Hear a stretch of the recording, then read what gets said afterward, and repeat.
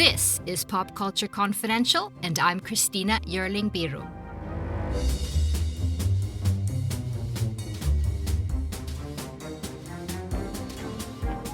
Hello, everyone, and welcome back to the show. 2025, what a year in pop culture. Celebrities went to space, well, kind of.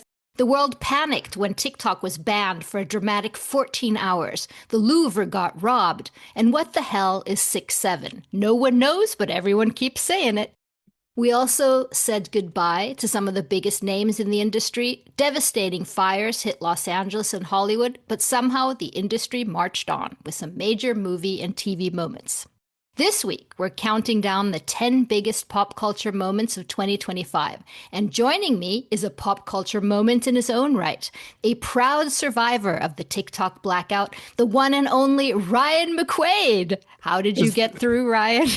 I don't know how I did it. No, that's very funny because I have a TikTok, but I don't use it.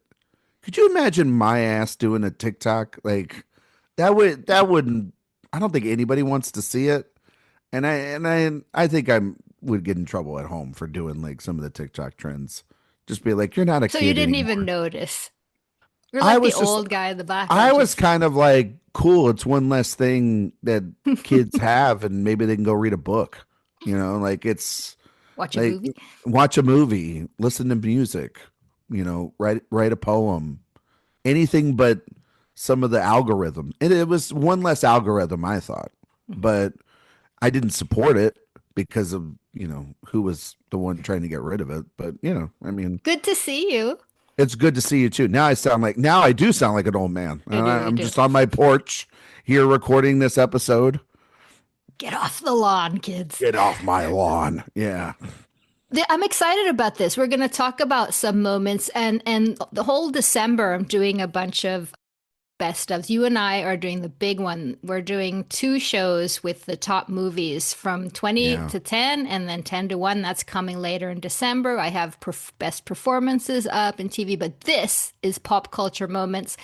I don't know your list. You don't know mine. And I don't know exactly how we'll define it, but we'll have fun. Some of them might be the same and then we'll discuss those. But I'm just so curious about your 2025 in pop culture. So let's go with 10. I will say that, like, I think this was such a sprawling year and there's so much to take in pop culture. I also think like pop culture is a tapestry of things, and can mean so many things. And it's You're not so just poetic about like, when you're gonna talk I know about. it's not about just film and TV. Like there's music involved, there's literature, and then there's just like things that broke through the zeitgeist. Exactly. Politically, socially, however the case may be, that devastated us to our core, confused the fuck out of us. I mean, like there was getting this down to 10 was not easy. It wasn't. We can do honorable mentions. Oh, we're gonna have a ton of those. Yeah. Yeah. So I'm excited to do this. And I don't know what yours is, your list is, and that makes it scary, but also makes it kind of fun too. Go ahead with number 10. Number 10. Oh man. Well, I have a pretty good 9 to 1, and then 10 was like throw everything up in the air, and so I kind of I want to actually ask you, do you want the inside baseball explanation for my number 10 that you're going to roll your eyes at, or do you want the stupid thing at number 10? Like, which one do you want? Well, now I'm intrigued with both. I mean, is it the same thing, but you can explain it differently? It is not the same thing. Okay. I can explain them both differently. And well, take the best one. Okay. All right. I'm going to do it. It's the most recent one of all of these. And it's something that is very American. Something that Christina hates me talking about.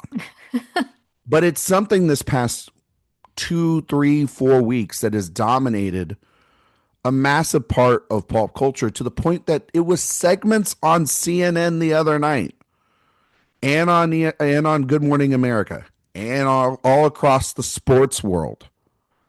And that was this thing in college football with Lane Kiffin leaving the University of Mississippi to go to LSU. And I put this at number 10 because this is something that could be a very shattering moment for a sport that's already dangling by a thread because they pay players now in the NIL and they've opened that up, to pay players in college football. It's turned the game more into a professional sports league in a lot of ways. And a lot of old hats don't like that. You know what I mean? They want things kept a certain way because pros, they have the NFL for that reason. And it's sort of been like Congress is talking a lot about this. There's going to be a lot of legislation later this year or into next year that's going to really define a lot of this stuff going forward. So this story is bubbling to the top. It's huge. It's in every area. It's politics, a huge thing. We're talking about hundreds of millions of dollars being poured into athletic programs by billionaires.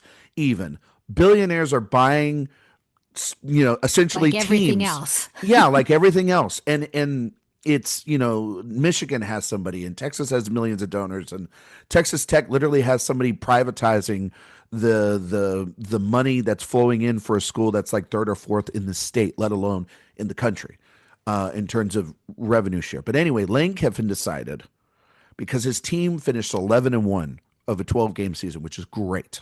It's the best they've ever finished ever. And this is a guy that is, his father was Monty Kiffin, who was a great defensive coordinator and a subpar, head coach. And he coached under Nick Saban. He won a bunch of national championships as an offensive coordinator and has kind of floated from job to job to job trying to get to the next one. And he built up this Mississippi program from the ground up with a lot of goodwill. And over the course of the last 2 weeks, he has burned every bridge possible in order to take a $90 million 7-year contract with LSU with the hopes that he could get to a national championship. The funny thing about it is that his team is the 4th or 5th ranked team in the country right now and playing for a national championship here in the next couple of weeks. So it seems like there's more to it than that. And it got really heated over the weekend because he wouldn't make a decision. So they had this wonderful ESPN reporter, Marty Smith, who was literally in Mississippi waiting all Thanksgiving weekend long to get the interview and the scoop. Turkey. And he missed his turkey and everything. And this was dozens and dozens of reporters. And they were on ESPN and everything. The thing was that when it came down to Sunday, he had a conversation with the athletic director there where they were talking about how they were going to do this. And he said, I want to still coach the team, but I'm going to LSU. And they said, you can't coach the team. So while he's negotiating with them, Kiffin decides he's going to tell all of his coaches, you either get on that plane with me or you're not going to have jobs. And so some of them go with him and some of them don't. And the ones that stay, one of them was the defensive coordinator. He becomes the head coach. So you're going to have this massive rivalry. And we have a villain finally in college football, which is Lane Kiffin. But it opens up the door for the players now to say, if a coach can do this with an all-star roster and millions of dollars already and a national championship team, if he can leave whenever the hell he wants, I want to leave whenever the hell he wants. So chaos is now reigned in a sport that I love. Christina thinks that this stuff is a joke. It's the biggest soap opera. Corner. No, I'm good. It's the biggest. It's become a fascinating thing that I know you become sort of a semi-basketball fan. I think you need to start paying attention to this more because it's going to be something that could crumble. It could crumble, And what would happen if it crumbles? If it crumbles, you're talking about a multi-billion-dollar television deals, sponsorships, all of it. It could crumble within itself because it has no stable leadership at the top. At least with like sports, like in the NFL, they have Roger Goodell, right? Mm-hmm. Or in the NBA, they have Adam Silver. They have nobody guarding any of this. And the commissioners of each of these individual leagues are like, it's the Wild West. And so that means the federal government could get involved. And we all know that they do a wonderful job in this country. So it is a soap opera It's a that's like major thing. Yeah. we're about to hit a cliffhanger here that is going to be the best cliffhanger ever. And I think that it's a massive thing that no one's fully thinking about. And maybe it's minor and people think I'm crazy for bringing it up, but it is a moment right here that were like they were taking time away from CNN at night to talk about this. So this is a real thing. And You so that's heard my it number here 10. first. Ryan It's a real thing. McQuade is going to, 2026, this will be the cliffhanger, the big story. This is the big one leading into the year. The rest of this stuff, who gives, like All this is right. 2025, but this is the one that I think carries over the most into the next year. My 10 is semi sports related too. And that's Really? Kendrick Lamar at the Super Bowl. Okay. Pop culture moment. Celine Jean's boot cut singing Not Like Us. One of the greatest diss tracks, ever. The entire crowd, I don't know how many people are there, 100,000 singing A minor. It was just one of the big moments of the year. I have this on my list. Do you want me to tell you where I have this on my list? Sure, yes. I have We'll this at discuss number it. one. This is my number one moment of the year because it also correlates with him winning Song of the Year and Record of the Year for the Grammy, which Exactly. which I've never seen happen before in my life. That a diss track calling his rival a pedophile, and then like leading up to it and teasing us, you're really about to do it. You know what I mean? Like Yeah. and then he does it. And that little turn to the camera, right? The, hey, Drake, you know? And you're just like, wow, he did it. And it's also that And just Super Bowl and halftime. also the whole production. The whole Everything production. was just outstanding. Compared, you can really put it up there with Super Bowl acts like Prince or Beyonce or Rihanna. This was one of the best ever, not just this year. I would say that it is the most visually striking Super Bowl halftime show we've ever had in terms of telling a story and having a message behind it. Like most of these are really propelled by the songs and the performance, and this one definitely is as well. But his is done with such an energy of that this country is broken and divided, and especially for the Black community, and then also becomes the most petty thing on the planet, which I don't know about you, Christina, but I love some pettiness. And Yes. so the idea of like I this have a song few was of like, those things on my yeah, list. there's some stuff in here got to be for sure, right? But like for me felt that this was the moment that this united the Crips and the Bloods. Like this was the thing that united us all. Like we all hate Drake and we think what he did was weird and disgusting, and Kendrick put a nice beat on it. And the fact that when he got the Grammys and he's walking to the stage and they're playing the backtrack while he's walking, everybody screams A minor. It was like, oh God, this halftime show is going to be the best, and it was. And so, yeah, like he's now nominated for a crap ton of, and then he had a new album, which is fantastic. Mhm. So it's been his And year movie coming last out, year. which I haven't heard about for a Man, while. when But that come and on. when that movie comes out, my God, I cannot wait. But yeah, and I think he's getting closer and closer to, I think, becoming maybe the greatest of all time. And I think that this kind of starts adding some It does. It does. some hardware to The the show, goatness. yeah, to the goatness. So I agree with you. It ruled. All right, So number 9. number 9, back in March, we cover a lot of stuff on here about the Oscars. We talk a lot about the Oscar season. It was a wild year last year. Nora won at the Amelia Perez controversy, which was really a last year, I guess, kind of thing, and then bled over into this, even though I think it was like January, February when that started happening. But I'm not going with any of that. I'm going with Adrian Brody's Oscar speech at number 9. Good one. The one that is still fucking going on right He now. hasn't stopped yet. He hasn't stopped. From the moment he won to throwing the gum, I rewatched this. It's an iconic, absolute fumble And of he's fumbled the other one too with the he Halle fumbled the other Berry one. The kiss. other one was, I don't know I why mean, like what he's thinking when he it gets was up there. like 20 years later, we have not learned that this man is fucking weird. And and I know everybody wants to like, the Chalamet stuff, like he should have been Chalamet or whatever, like there's not, but Adrian Brody was the most celebrated performance of that year. And him going up there and just rambling incoherently. Once again, my eyes were fixated on Cillian Murphy for like wanting to get the fuck off that stage as fast as possible because his speech was so good and so quick and precise and heartfelt. And Adrian Brody's was like a tapestry of what?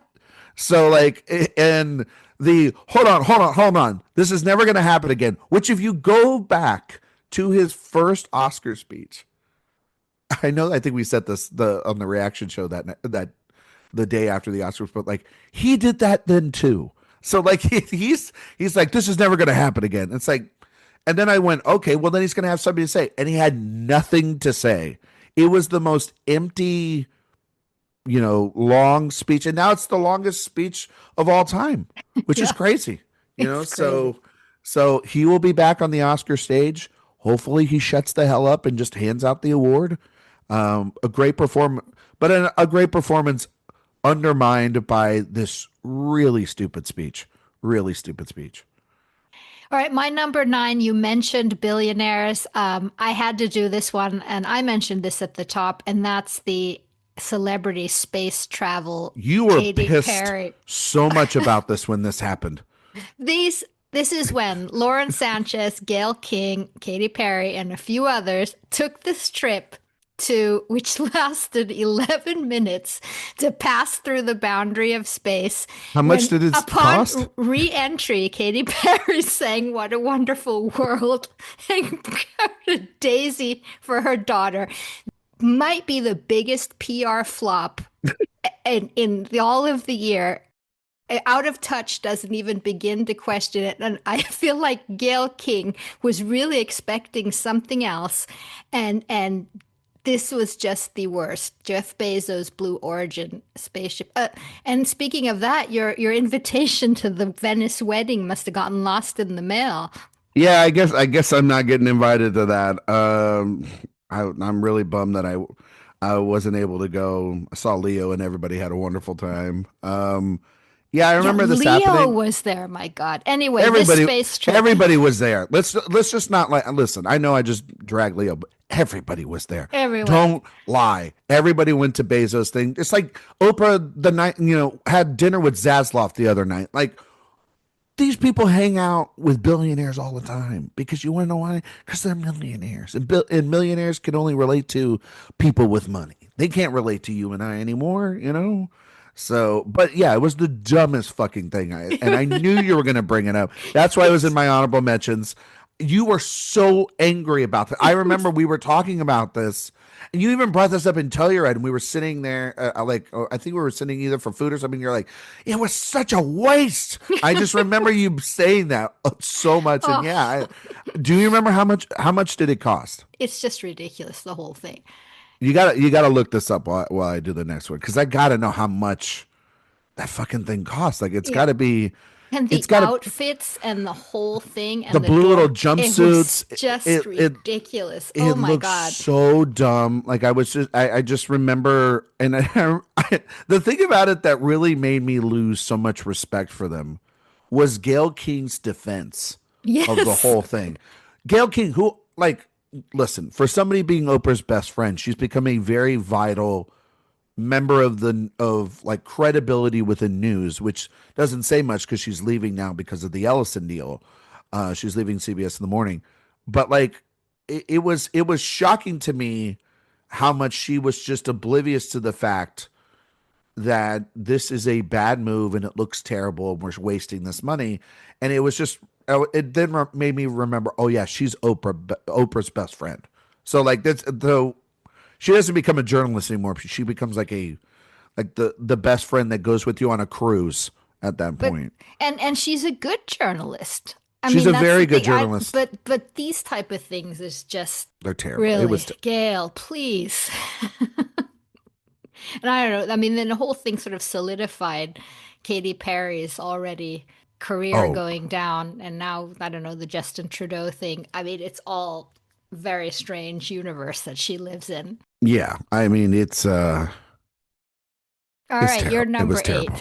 8. My number 8 is something that hit a little bit more close to home, but hit around the world. And that is Christina, did you have to get online and buy your child a Labubu this year? No. Talk about something that has been encompassed within the year.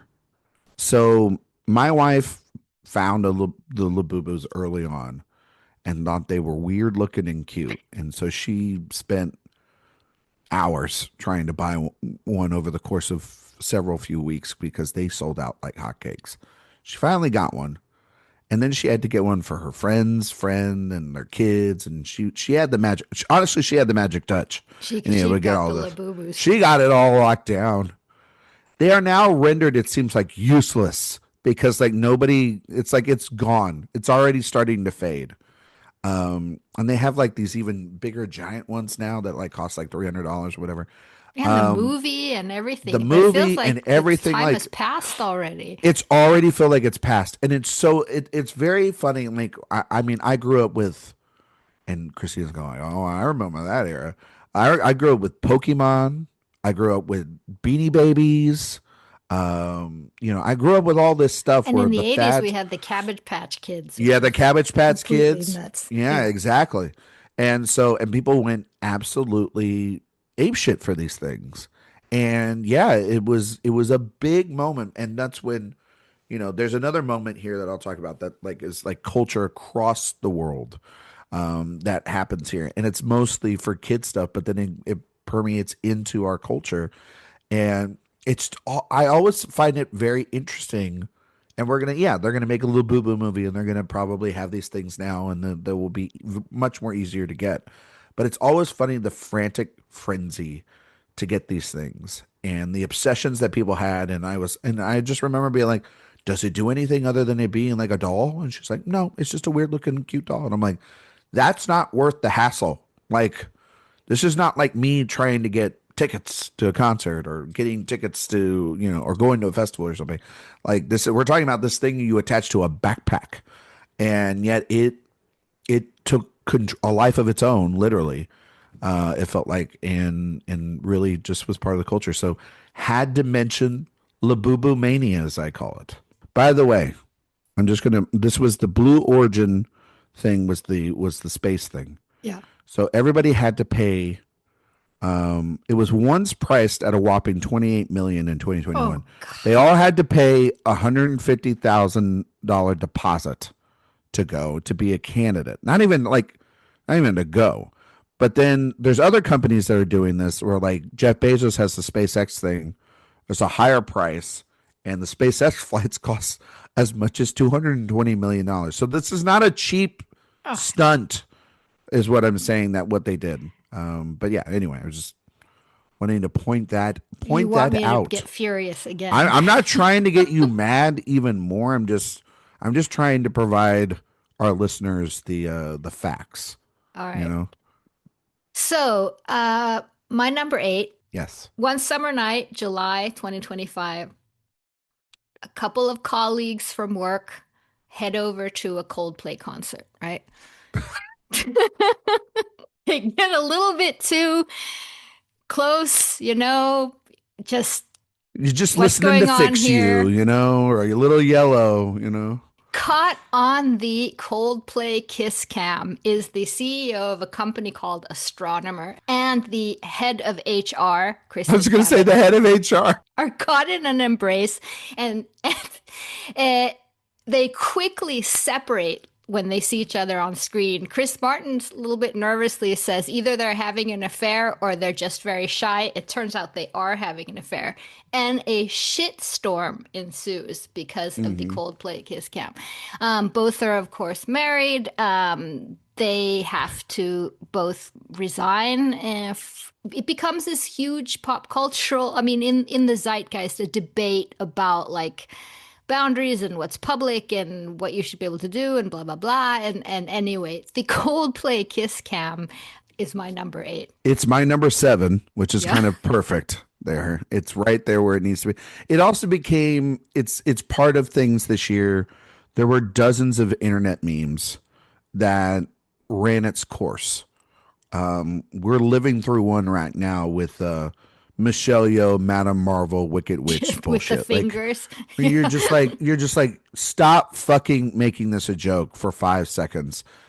Of all the sort of internet memes ones, I think that this one actually had the worst ramifications because it actually impacted people's lives, and we know that for a fact. Yeah, and particularly to get serious about I'm sure there was a bunch of kids here. I don't know Yeah. the inner workings of these people's families, but I mean, it must have But been. also just think about it. Your head of your company is having an affair with your head of HR. That's already problematic enough as it is. It's the funniest It's thing. so bad. Of all the people he could be having an affair with, it's the person you have to tell you're having the affair to. So that's why it's Yes. so hypocritical of it. You should be, and it brought up also discussions about weirdly inter-office relationships and things of like that nature. But it's like, no, office relationships are fine if it's not cheating. Like that's Yeah.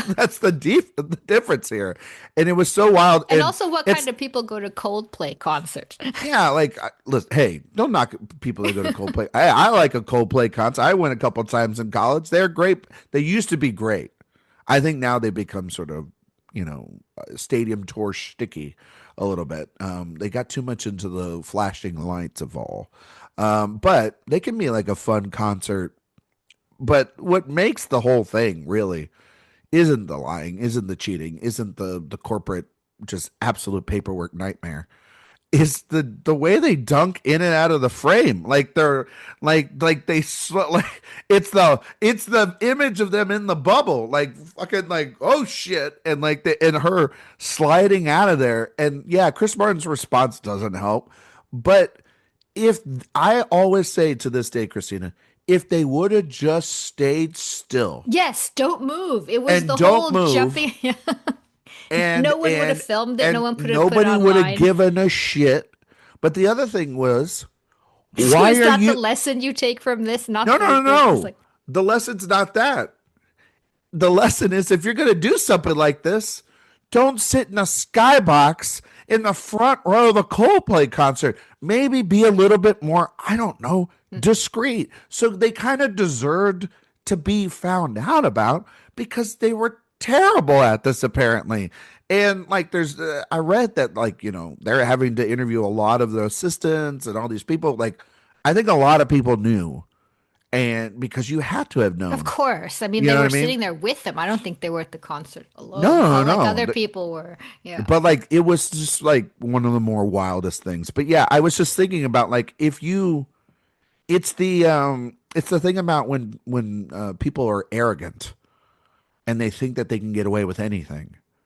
And so they think like bullets just pop right off my chest.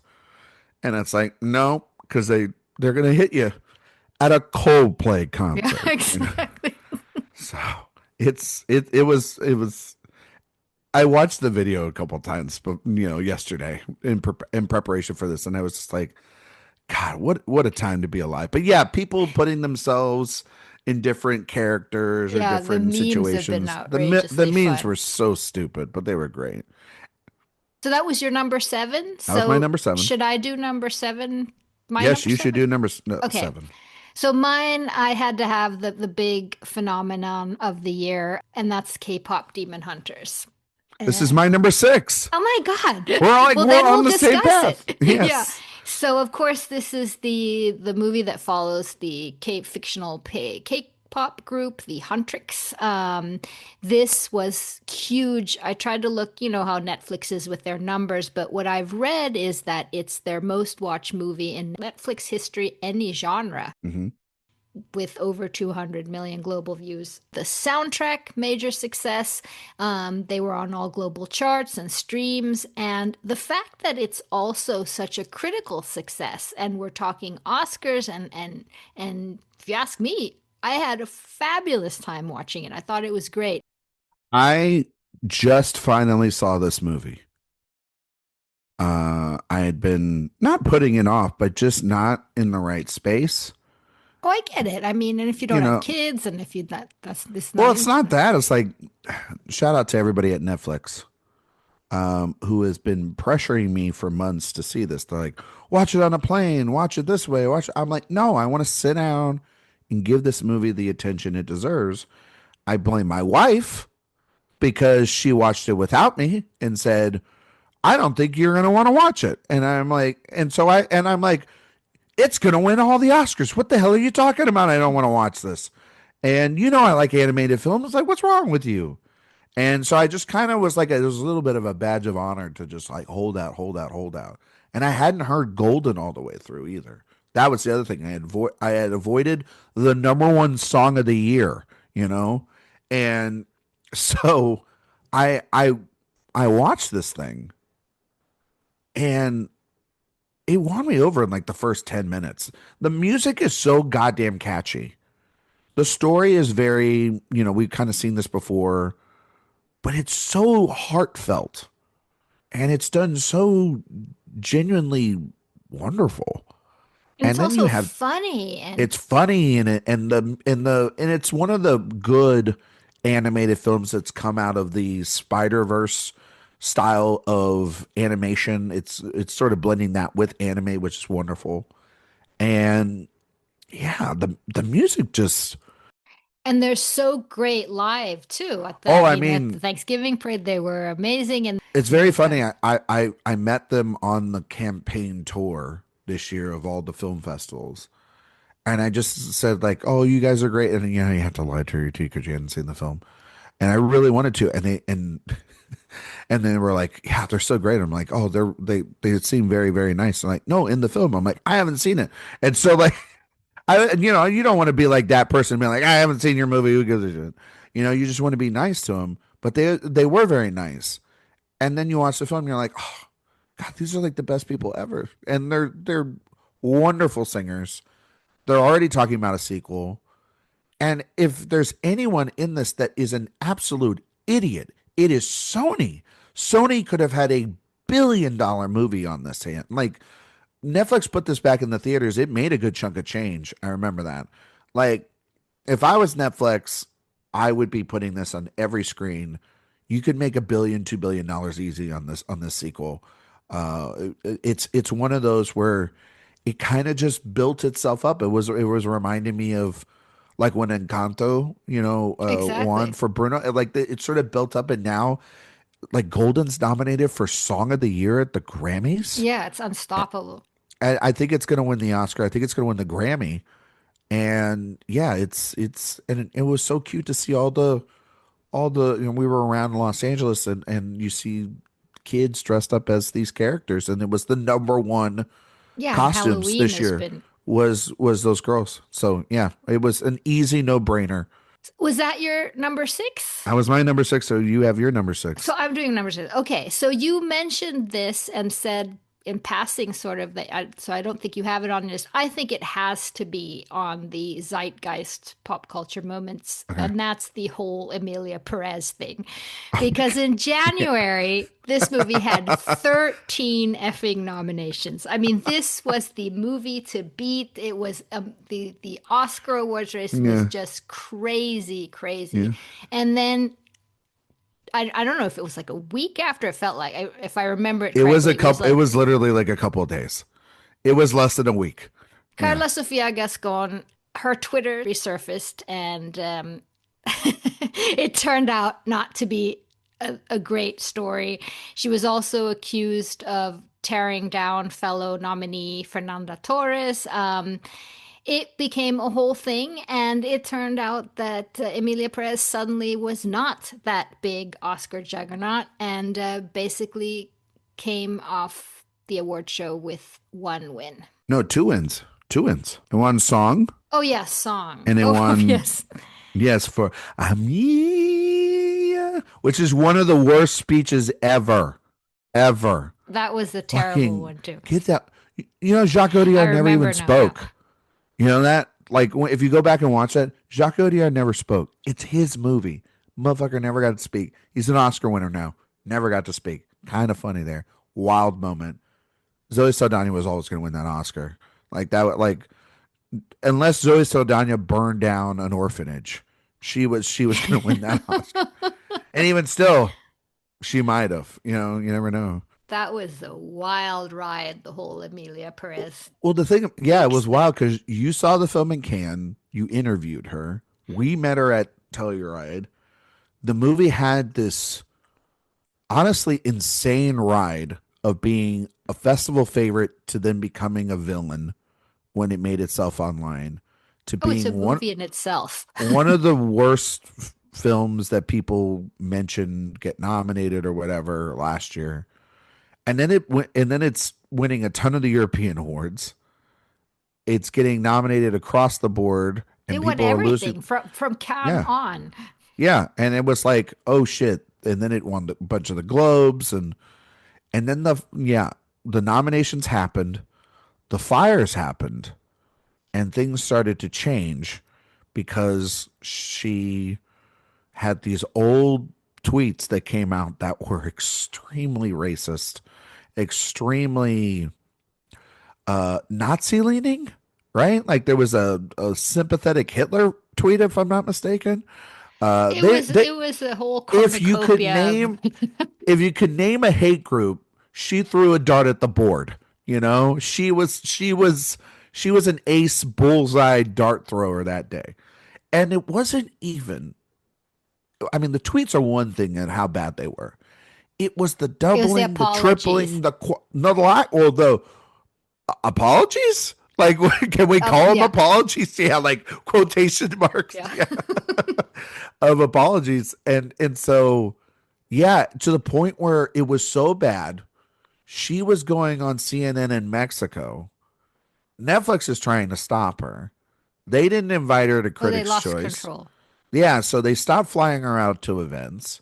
She had to pay her own way to go, I think, to the Oscars. And then she showed up. They were making jokes about her, obviously, and she didn't understand them. You could tell in the telecast when Kim or when Conan made a joke, she didn't understand it. And it was the biggest, like, what are you doing here? You crashed this whole thing. It was the front runner. It was most likely going to win everything. And then Crazy. we were talking about The like fall was steep. it was maybe one of the biggest falls I think I've ever seen in it, and it became a boogeyman, Yeah, let like me you. ask you something. How do you think this has changed in the awards publicists, like looking back at people's tweets and stuff?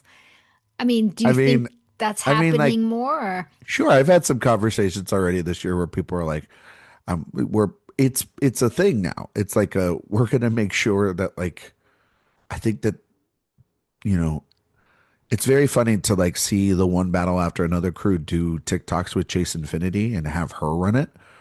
And that Leo doesn't have a social media presence that much. Benicio, Penn, most of these people don't have Twitter accounts. It's mostly Instagram accounts. Is where people have stuff now, where they can just post pictures because you can get, in Twitter, people are obviously getting away from it because of Elon Musk, but the opinion I think algorithms are that the people ones have that seen that there is enough from James Gunn to Carla Sofia Gascon to everything in between that if you're the one ranting on Twitter right now, if you're going after somebody, then it's probably not best for your award season and you should shut it down.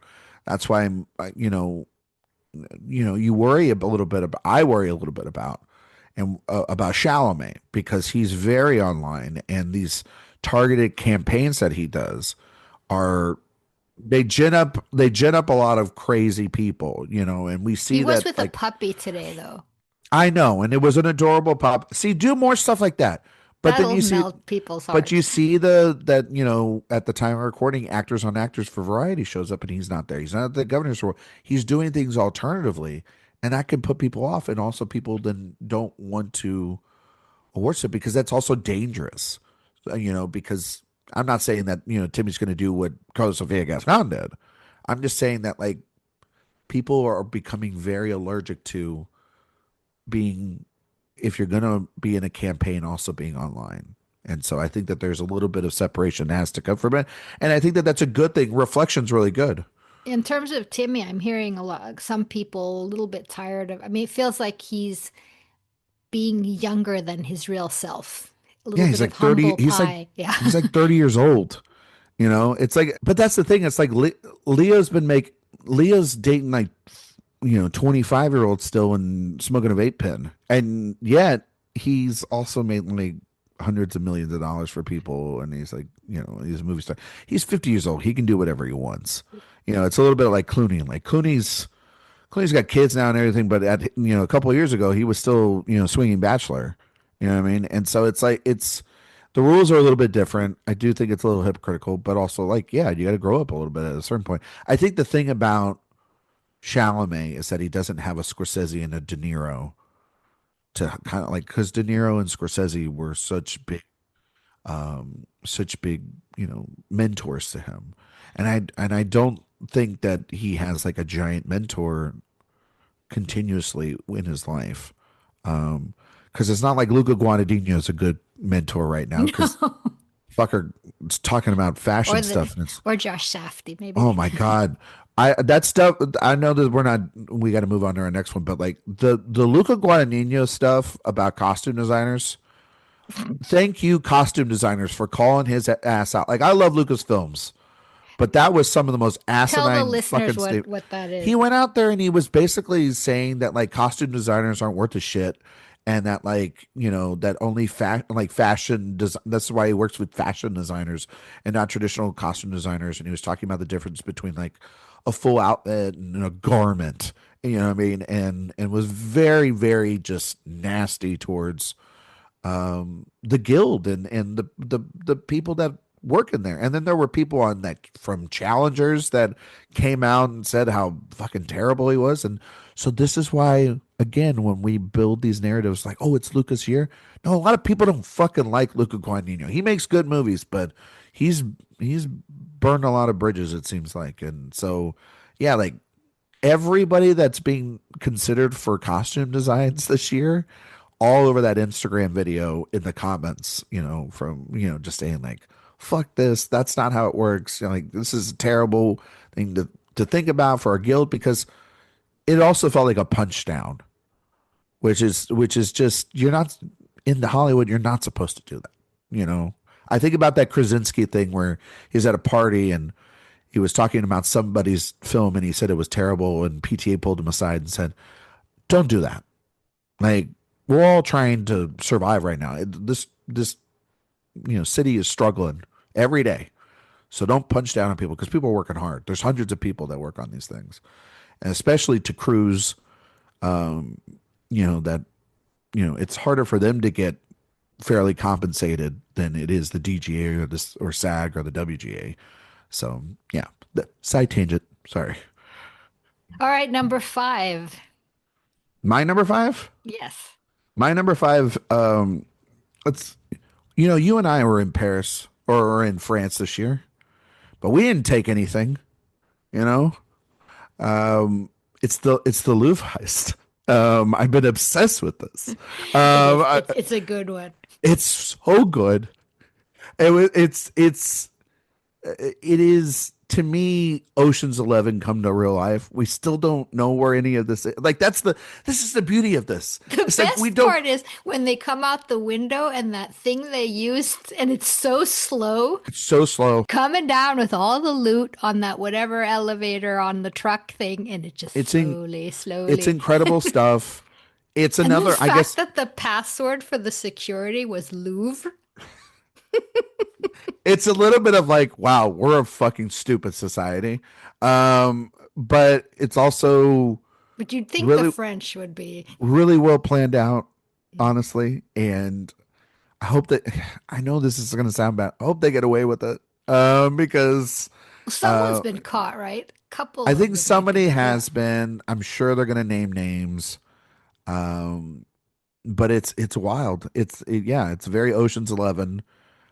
Clooney was even caught on on the red carpet for Jake Kelly saying like, "How the hell are we going to top that? Like, when we're making Yeah. Ocean's 14, there's no way to top that." It was a thing that me and my wife were obsessed with, and I think that I mean, obviously we're for the preservation of art and everything, but a cool art heist is never out It of was funny. the I mind. It was mean, very no one got funny. hurt. You know, that's the Nobody got good. hurt. You know, it's just the art's going to be fine. I'm sure it's properly taken care of. You know, like We'll never it'll see get it a. again. We'll never see. Some Yeah, billionaire, I don't know. And that's so interesting too. They buy this, some billionaire, and then they can never show it, of course. But they just yeah, know the satisfaction of having it. exactly. And so we don't know the full web details. Like maybe we'll never know it. But the idea that it's happened. I mean, it's going to make going to the Louvre now a fucking nightmare, and it already is. So yeah, it was something that I had to talk about. It Yeah. was It's I just I want to know how like I want a movie about it. Like I want like I want Steven Soderbergh to make that film like about the planning or Kelly Reichardt because oh, I was that'd be thinking a lot about the amazing. mastermind, Mastermind. and how It'll happen. fucking failure of a fucking heist that was. But it's just like I feel like I need somebody to make that movie because it felt like I don't know, they had it cased out. They had their own energy to it.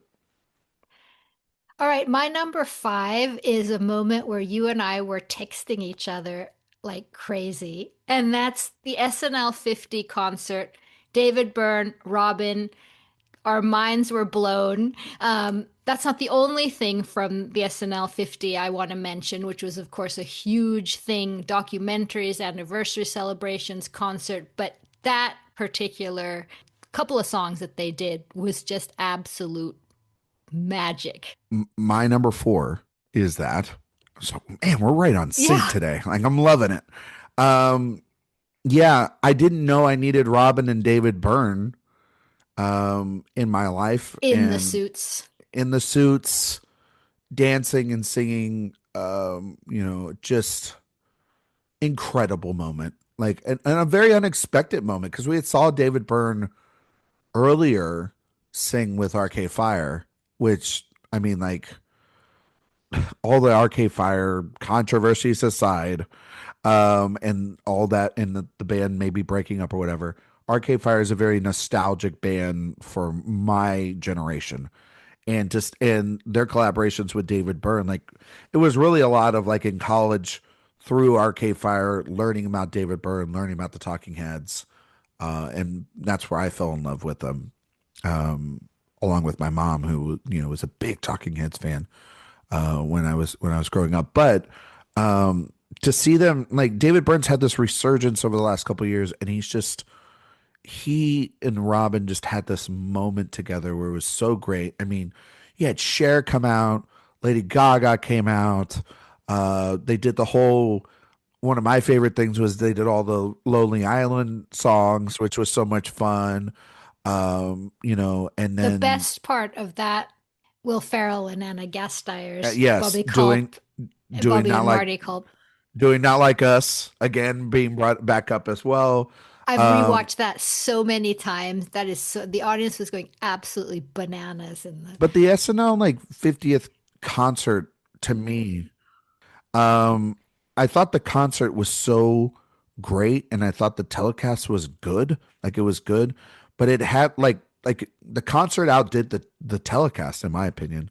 Um, because they didn't want to recycle any bits from the past, so they ultimately just ended up doing a lot of newer bits, which I don't feel is a celebration of 50 years. I think it's like a celebration of just whatever the fuck they want to do. There were some great moments like the John Mulaney music, like the musical bit is always great. And Tina and Amy doing the call and responses was fun. But I gotta tell you, there were like there were three moments that made me cry in the 50th. One was the opening and seeing Paul Simon with Sabrina Carpenter, which I want to say 2025 has been also dominated by Sabrina Carpenter in terms of her last album, her tour, being on SNL. Like she's a massive honorable mention. She got nominated for a bunch of Grammys this year, but her with Paul Simon to start it was beautiful, and then Paul McCartney closing the night, which was just impeccable, and then Jack Nicholson introducing Sandler, and Sandler doing that beautiful tribute to all that had passed, and SNL greats. And uh when I was thinking about Nicholson, and I was thinking about Paul Simon, and I was thinking about Paul McCartney, these are legends that we might not have around for a long, in thinking about just the year of the people that we lost. I'm sure we're going to talk about that. It was very reflective of like this night of celebration. This is going to start becoming rarer and rarer to see these people on stage.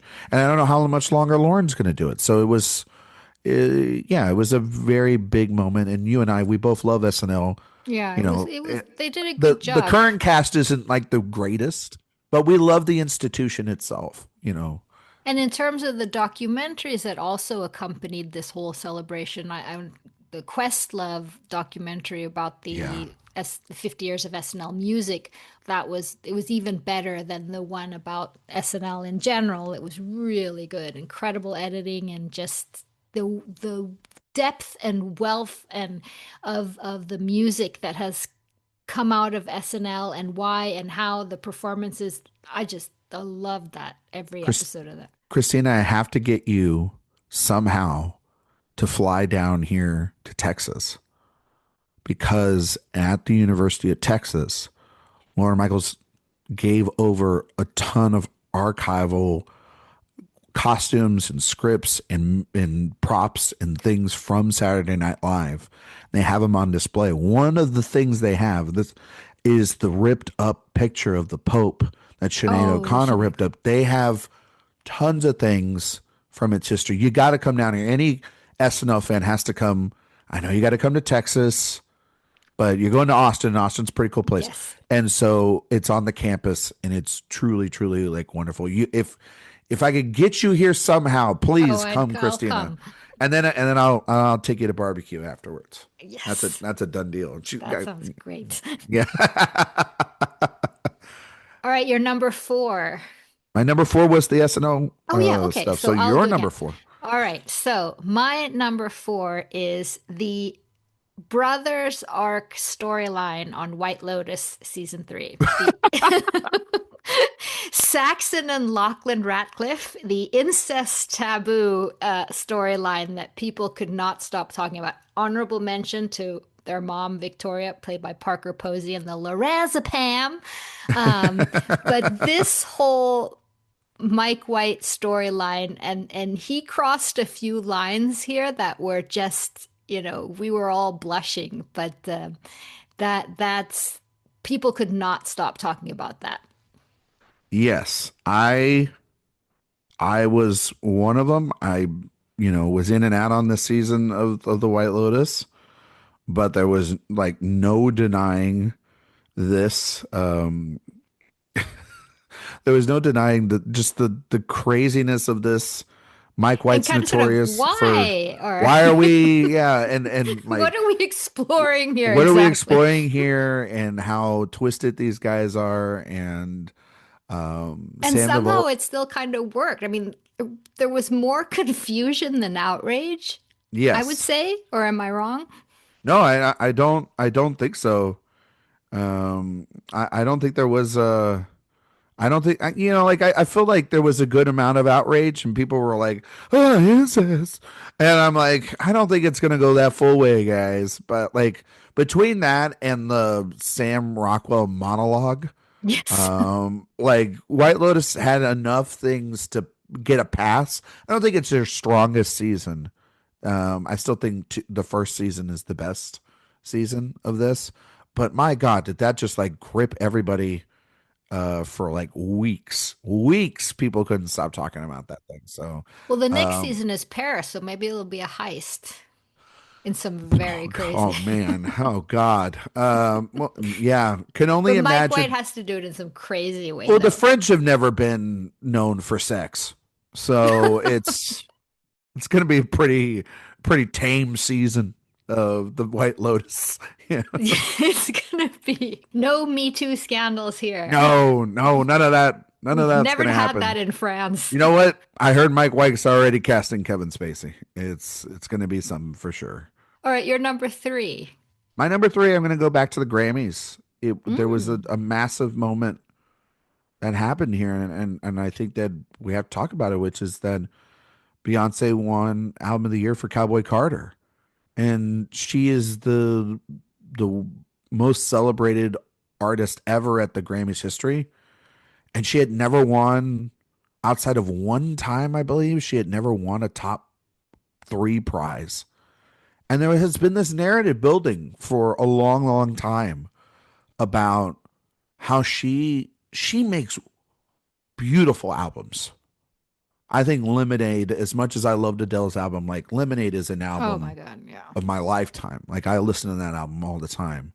And the visuals off of that album, it says so much about um, the black experience at the time in the country and is so unapologetically open for her.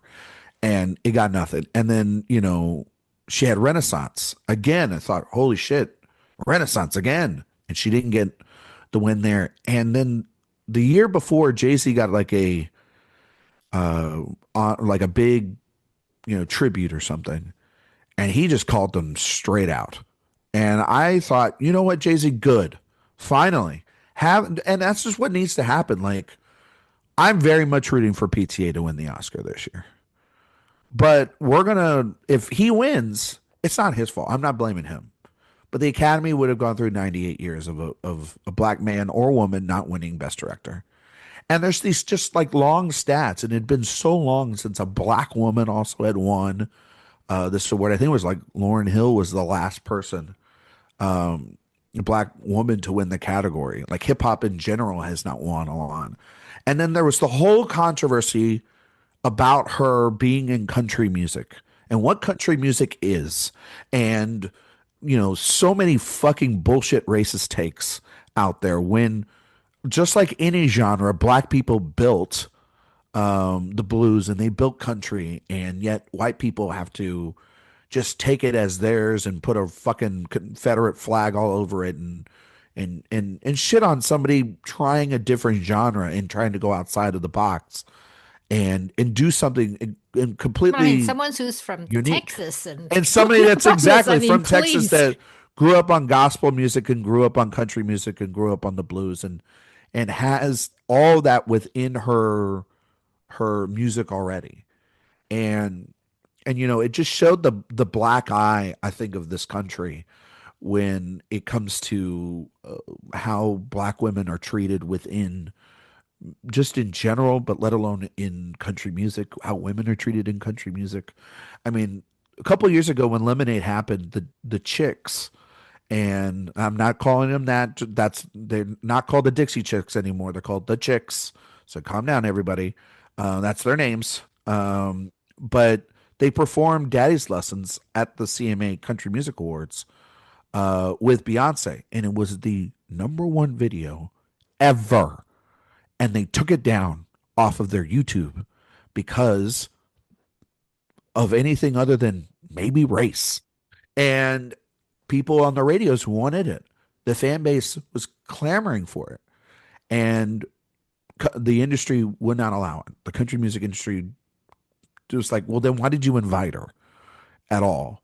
And so they're double downing here, the double downing with like the way that they've treated Shabuzi and the way they've treated, they treated Old Town Road, what I Anyone mean? with Like a queer background, I mean, all anybody there's been actually some really important articles and things that have come out finally sort of about the about all country this. music And it industry was it and was who incredible stuff to read.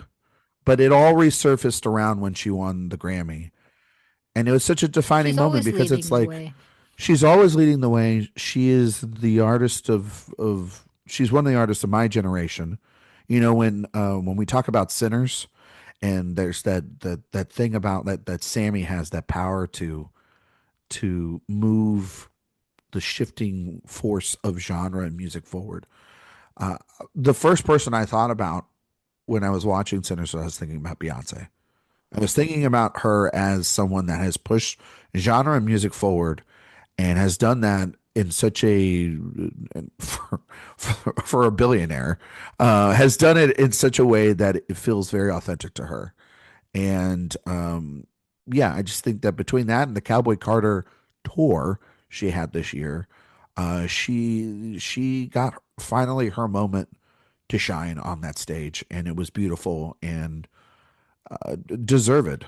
I mean, like it was about fucking time. It was like one of those was like, thank God this happened, and thank God it didn't happen for a bad album either because the album's beautiful. So she had to be on this list. Let's see, my number three. Yes, I my number three is talk shows. And Talk show. everything that happened there. First July, you and I talked about this at length on one of the shows. In July 1st, it was announced that Stephen Colbert and The Late Show would come to an end in May 2026. Now, this debate is kind of twofold. One, that the talk show format in general is not as economically viable anymore. Not people are not watching at 11:30, 10:30.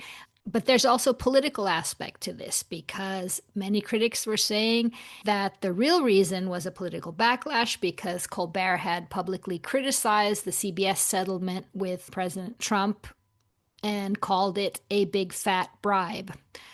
Couple months later in September, Jimmy Kimmel criticized the reactions to the killing of Charlie Kirk in a monologue, and people went apeshit.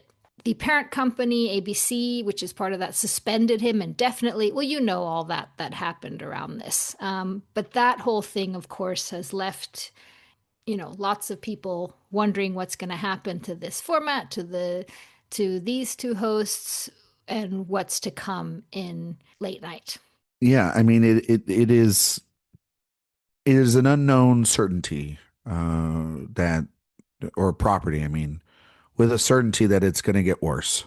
I feel, the president of this country, seemingly, well, up at 3 o'clock in the morning in the worst designed bathroom I think I've ever seen in my life. By the way, we haven't talked enough, you and me, just about the presidential bathroom that he made, where like the window, when you sit on the toilet, you can like literally somebody could see right in. It's the worst construction. Like nobody, like just what a fucking idiot. Anyway, um, losing Colbert, I Colbert is in that show is an institution, and Colbert is a comedic genius, and I think that losing him in any capacity is terrible, and it also is a signal to uh, the type of country that Donald Trump wants to roll over. The then the then what happened with Kimmel, as we talked about, was another step even further down that way. David Ellison buying CBS and Paramount puts The Daily Show at a risk, and Jon Stewart in his emergence this year of really just acting out and speaking out against the hypocrisies and the bullshit going on within the Trump administration. And then you just have Seth Meyers and uh, what's his name, and Fallon, who are probably next on the chopping board. John Oliver's over, depending on what the Warner Discovery buyout is, what that could be, who could be taking over that. Because if it's David Ellison, um, if he keeps it, it might be the same with Colbert, and they get rid of that show. If they sell that off to Universal or to Comcast, like because I've heard that Ellison wants the film properties, but the television stuff he's willing to sell off or give to somebody else, right? So it's a very uncertain time when you need these voices to speak out against And they the have an hypocrisies. excuse because there's so few viewers now. So, I mean, it is a format that is difficult in the social media, It's hard to writing. sustain, but it's also just like you have to adapt to these things. Conan went to 4 days a week. Maybe Exactly. it's maybe And the Conan, Daily he's the one who's really thriving because he he figured really out, is, with the podcast and with whatever. but he's also Hopefully, not political no, like the that's rest true. of them. Like Conan's never really been a political person. He's But I think if he'll they make find a way, these voices, the more political voices, can find new ways. I think no, I agree. I mean, like I think Colbert should go back to. I know it's kind of like silly to say this, but it's like he should go back to doing something like the Colbert Report and Exactly. and really tap back into that because I mean, my God, that there is a treasure trove waiting for him there. But yeah, this was one of the stories this year that I think was the most bleak. Yeah. The Kimmel But thing there's really one was bleak. positive note. You and I and five other people watched John Mulaney's talk show and had a fabulous time.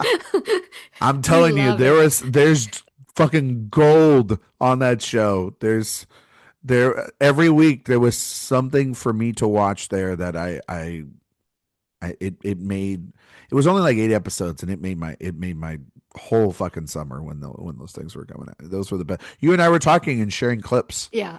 The one with what Bubbles the monkey is truly one of the funniest fucking things I've ever seen. It's great. Richard Kind should have won Emmys for that show. Everything. He's incredible. Incredible. All right, you're number two. My number two. I'm gonna just blanket statement as much as they're up for sale. Warner Brothers. They are the winners of this year. And I'm not just talking about on the big screen. And it's so funny because it seemed like they were, I mean, they were in a shithole and then all They of a were in a sudden, massive shithole last year. They are the winners of the big screen and small screen. I will say that the year of 2025 cinematic and television achievement goes to Warner Brothers. And when I mean that, I mean Weapons, Sinners, One Battle After Another, The Conjuring 4, Minecraft, F1, Superman. All these movies hit and allowed for like a Mickey 17 and even a One Battle After Another to struggle a little bit at the box office. Then you throw in the emergence of Hacks, winning Emmys. You have The Pit, which became the show of the season for everyone, and the obsession of the idea that we can have regular, uh, sort of old school television back on this type of scale, and having Noah Wiley back on television. They made us cry this year. They made us cheer this year. They scared the shit out of us with an old witch. Like they did everything right from an artistic standpoint. They took chances on visionaries and with television shows like we don't like they have Welcome to Derry that's going on right now. They had Task with Mark Ruffalo. They have The Gilded Age, which had such also a great huge year. critical success. I mean, everything The is, White Lotus that you're mentioning, that's all on the television side. Sinners, Weapons, One Battle After Another. Those were the movies that really people are talking about here at the and end of the year. Oscars or their awards are going to come. I mean, They are going to have a whole cabinet filled of awards because of those movies alone, let alone the success of F1 and the gamble there. James Gunn's Superman, which was really good. And then The Conjuring made like $500 million. Minecraft, well, the chicken yeah. jockey, like, you know what I mean? Like all of it. Like they, there was And no other, all but this nobody going else on while all the politics about Warner Brothers about what they're themselves going and to the do and what sales they're going to and sell. yeah. But you know what? They turned the ship and they are the team this year. They are the ones that, if you wanted to champion cinema, they were actually the ones that did it. And they took gambles and risks on projects that people turned down or didn't want to finance, or made deals that nobody else were making with, like Kugler, and gave PTA 130 million to make a movie, and gave full control to James Gunn and all these different things, and yet it worked. It worked. And so they have franchises working, and the only thing I would say is give some of these projects to women. That's all I would say. Some of these, it's a lot of male dominated visions, and you would like to see female directors at the helms of some of these. But I say that this is the same group that gave us Barbie. It's the same group that gave us the Dune franchises. So they are willing to go there. They just have to continue to do this, even under new leadership or whoever that leadership is. And for the love of God, I hope it is a good leadership that understands that the theatrical model Yeah, and matters. continues on this momentum. I mean, if Yeah. they don't understand what the good thing when they have it, when the leadership to come will be, You hope the lessons learned from this year are good and not bad. Yeah. yeah, good one. So my number two, we could spend hours and hours and hours talking about this, but I want to mention the incredible amount of visionaries that have passed in Oh, 2025. yeah. Um, just to mention a few: David Lynch, Gene Hackman, Brian Wilson, Dan Keaton, Robert Redford, Malcolm Jamal Warner, Diane Ladd, Jane Goodall, D'Angelo, Ozzy, your favorite, Dick Cheney. Um, That was really hard. How did you celebrate that day? no, Sly no, but I Stone. mean, Yeah. jokes aside, what a incredible amount of artistic talent, wealth, cinematic history that passed this year with just these names, and that's just a few. So this year has been tough. It's been really tough. I implore everyone to listen to the Big Pictures recent episode with Tracy Letts, where they On did a Robert Hall of Redford, Fame on yeah, it was Robert amazing. Redford. Made me want to watch every one of those movies they talked about. Um, Keaton's another one that's very personal to myself, to Sophia Simonello over at AwardsWatch.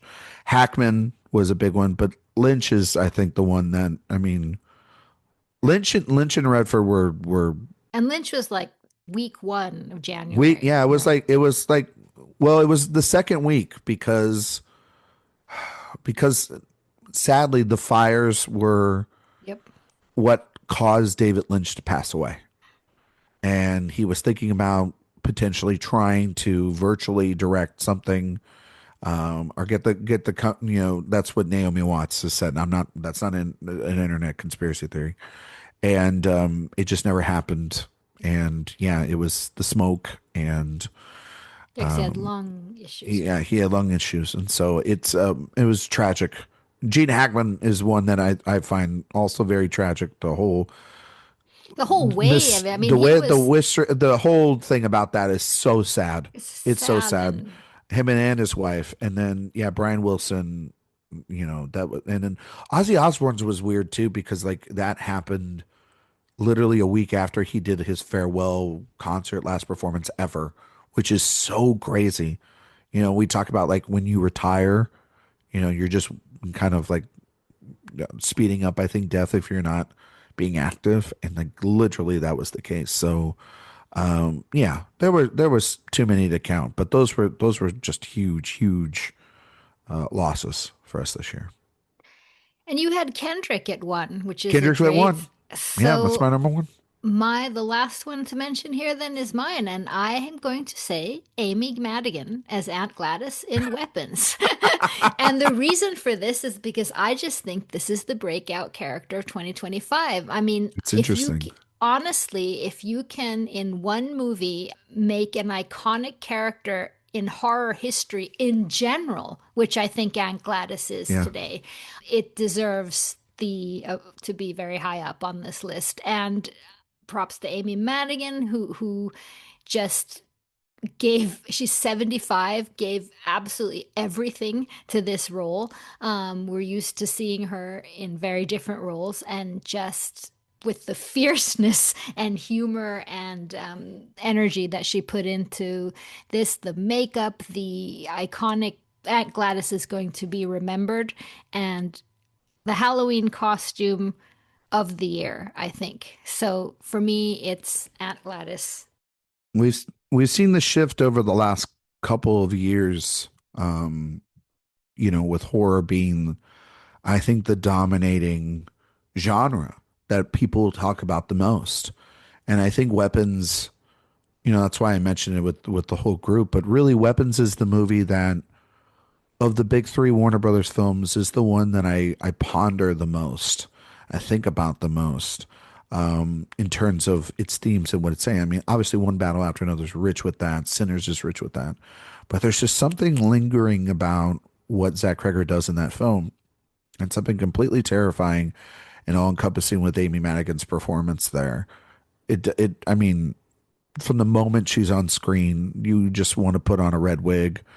Christina has, I think, one of the greatest moments this year in journalism history where she's interviewing the makeup people and putting the makeup and putting the wig on and everything and having the glasses, and she became a queer icon really over this Halloween. People were dressing up like her.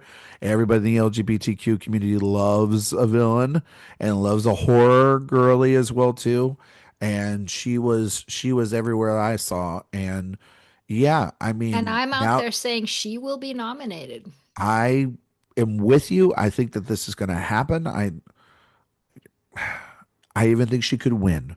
That's because I think that there hasn't been yet the coalescing around a particular performance yet. She just won the New York Film Critics Prize. She won the Atlanta Film Critic Prize today. And so she's got two prizes under her belt so far.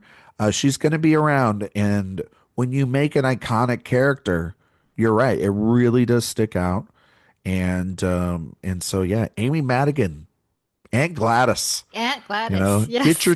get your twigs and your bowl of water ready, folks. Kendrick and Madigan. Yeah, oh man. Could you That's a imagine good Aunt one. Gladys dancing the Not Oh Like God. Us? Like, oh, that would be so good.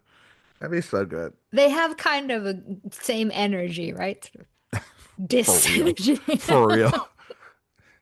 Oh my God. Anyway, this was hoping that 2026 will be as fun as this because Yeah. this was a Did you have crazy, honorable crazy year. mentions? No, go ahead. Go ahead with So I had the Michelle Yeoh, Madame Marvel, Turn It Around, Wicked Witch, um, Sydney Sweeney's jeans ad.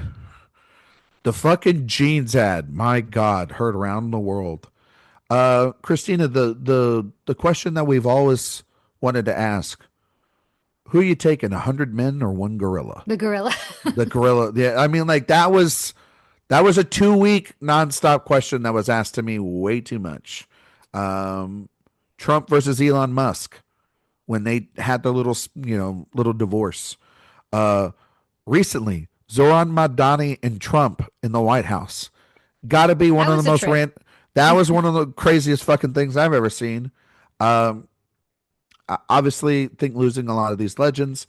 I gotta say, not funny for what happened, but there was a press conference in the White House a couple of weeks ago where a man collapsed.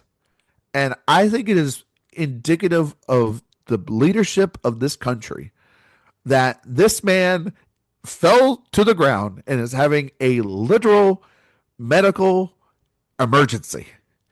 And on one end, RFK Jr. They just, just the head bolts of our out. health in this country, bolts out the fucking door.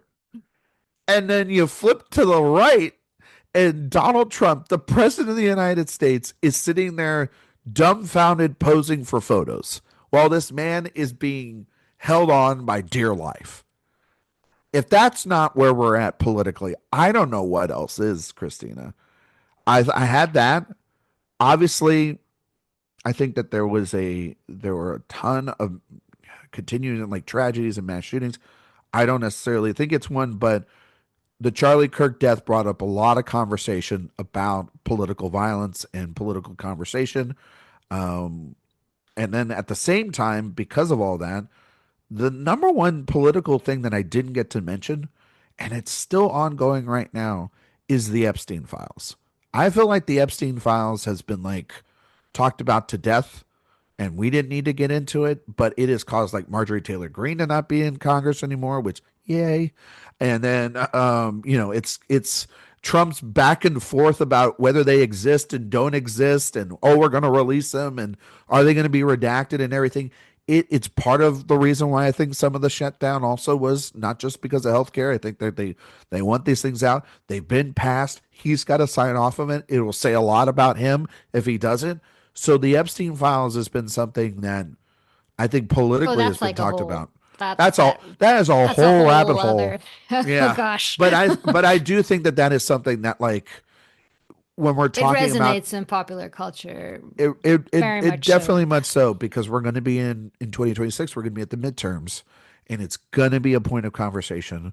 All of this is going to be a point of conversation, and it'll be really interesting to see if the Democrats can turn things around, or and I think the government shutdown was another thing that you could talk about, that was such a big thing towards the latter half of the year, and the absolute cowardice of the Democrats for bailing out the Republicans. So yeah, those are my honorable mentions. I have a few honorable mentions on a lighter side. We didn't mention any of the big relationship things that happens. The divorce shock between Kidman and Keith Urban.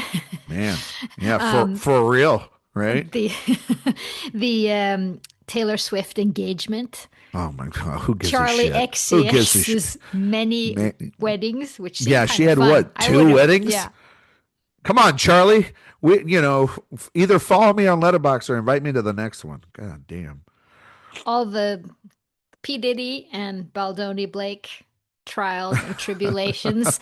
Also, too much to go into. Too much to go into. This was fun. And you and I are going to keep talking because we're doing the big one. We're doing Yeah, best films of 2025 I in two know. parts I'm excited. coming up here in December. And that's like, that list is giving me headaches, I can tell you. But Well, you hate rankings. I hate rankings. I I know you. try. I I know really you. did with this one. I think I thought think I about all think my.